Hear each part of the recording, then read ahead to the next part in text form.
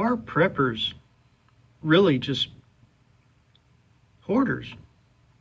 Do they just hoard things? Do they have a reason? I mean, I know they have a reason, but there are some preppers who just collect things and hoard things. They think they're helping satisfy a need for themselves and others. They believe that sometime in the future they're going to need, you know, that extra shovel, even though they've already got 10.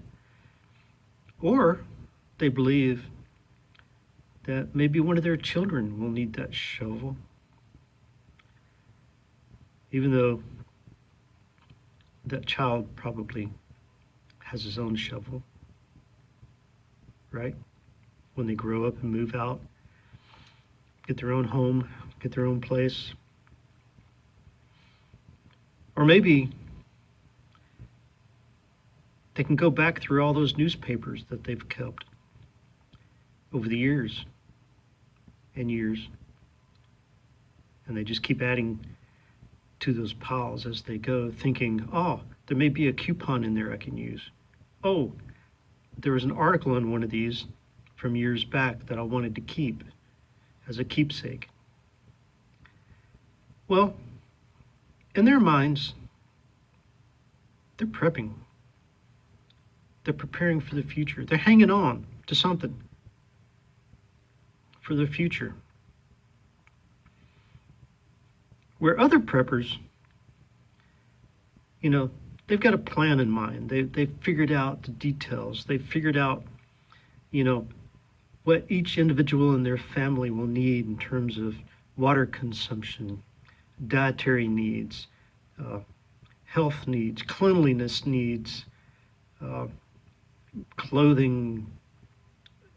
How much energy will it take to keep them warm during the wintertime and cool during the summertime if needed? How do they keep the bugs at bay? How do they keep the critters and the wildlife at bay? And how do they, maintain that garden and their supplies of, replenishable, consumables, they work really hard at it. They make a science out of it, right? And they figured it out. So they treat it like it is a science project, like it's their final project to get their doctorate's degree. They do it with that intensity and that finite, looking at it through a microscope and through a telescope as well to determine if such and such disaster happened, this is how we would survive, and this is what we'd need to do it. If something else happened, well, this is what we would need to survive, and this is how we would do that. Where others just think they need 5,000, rolls of toilet paper, 150,000 old newspapers, maybe a box of 10,000 ink pens. They think that that's going to fulfill, a need at a time of need, during a time of need.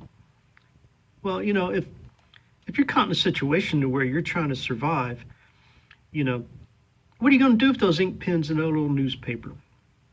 Draw cartoons? No. Probably not much, right? So there are people that don't think it through, and there are people that do think it through. The people that don't think it through and just start collecting stuff, they're not preppers necessarily. right? They may be fulfilling an emptiness in their own life, fulfilling something that they're missing. Ooh, did you see that? The light changed. That was odd. Anyway, so a lot of people are trying to say preppers are just really crazy hoarders, right? And then there are people that say, well, no, I've actually been in a hoarder's house and I know what a hoarder is, right? They're not preppers. They're building a nest. You know, when you build a nest, you're just putting in that nest anything that keeps you comfortable, right? Protects you. You know, if you build a wall around yourself of stuff, right? That wall is for two things, to in your mind, to protect you, to protect your stuff. Right? Where a prepper would see that as a fire hazard.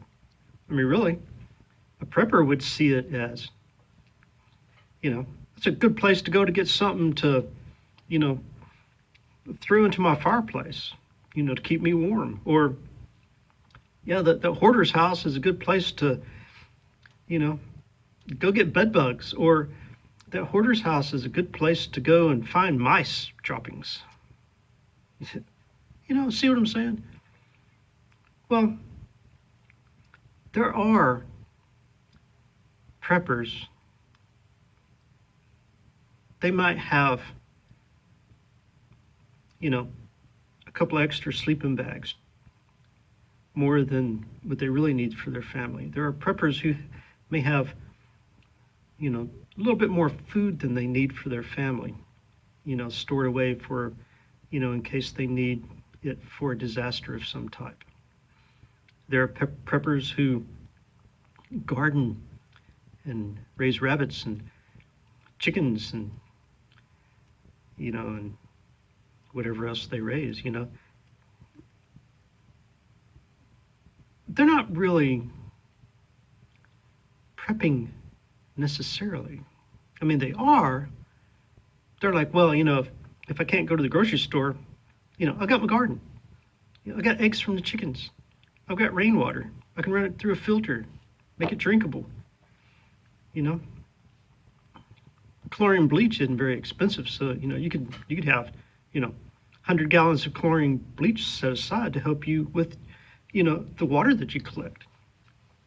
You know, to make it drinkable and usable, so that you don't have bacteria and weird brain-eating larvae in it. You know, stuff like that. Well, they're not really hoarding. They're just living, right? They have a chosen way to live. They choose to have the enjoyment of getting outside, working in the gardens, you know, having the fulfillment of having life around you with having your animals, you know, your pet animals, your cats and dogs, but also your chickens and your rabbits and your sheep and your goats and maybe your cow, you know, maybe this, maybe that. You know, so there are different levels of prepping. Some are just hoarders. Some are just crazy. Some are outright insane. But I'm going to say 95% of the preppers think it through. You know, they're rational people. They understand that life goes on, you know, around them, and you know they're living normal lives. They're just doing little extra things to help, you know, to be prepared in case the electricity goes out for an extended period of time during the wintertime, or if there's any other kind of natural disaster, you know, tornado, hurricane, wildfire, earthquake. You know, the, the economy take a dump, whatever. You know, they know that if they've paid down on their mortgage and, you know, they've set aside, you know, seeds for next year's garden, and they've set aside clothing for the winter time, uh, knowing that there's always a possibility that it will be extremely cold and they won't have electricity, right? Already have your pipes in your house insulated with that insulated foam that you can put around them. Already have all that prepared, right? Insulating your house properly that's preparing for, you know, hot and cold. You know, if you got it insulated properly, and if you prepared it properly, then you have much less probability of your pipes freezing, right? Or your family being cold. So, depending on somebody's perspective, their viewpoint, whether they're looking in from outside or looking at it from the inside. If you're looking at it from the outside, it may seem like some people are just crazy hoarders. You know, if you've got 200 5-gallon buckets of stuff set aside, you know, for long-term storage for, you know, foods for the future, to some people that may seem like you're just hoarding buckets, right? Because that's all they see. In your mind, you're thinking, you know, you can feed a lot of people with that. So it's all perspective. It's all viewpoint. Are you able to look at it from the viewpoint of actually thinking it through and having the perspective of, say, a scientist or a researcher or, you know, somebody like that? Can you look at it from that point of view? Or do you look at it from a psychologist's point of view? You know, or do you look at it from the point of view of somebody who's walked it, somebody who's lived it, somebody who has survived it? How do you look at it? Do you look at preppers as if they're just crazy hoarders? Or do you look at them as rational people? People with rational train of thoughts? It depends, because everybody's different. Each person that's viewing it is different. Each person that's doing it is different. Each person has different reasons. Each person has different ideas, different ways of thinking about it. Each person has different desires, right? Some people desire to just sit and eat. Other people have a desire to get up and dig a hole in the ground. Other people have a desire to put on their walking shoes and their backpack and walk across the country, right? Everybody's different. Everybody's viewpoint is different. So, think about it. Next time you look at a prepper or watch a prepper video, kind of think that maybe their viewpoint is a little bit different from yours. And maybe it's not on the crazy side, maybe it's on the rational side. Maybe they have a darn good rational reason to be doing things the way they are.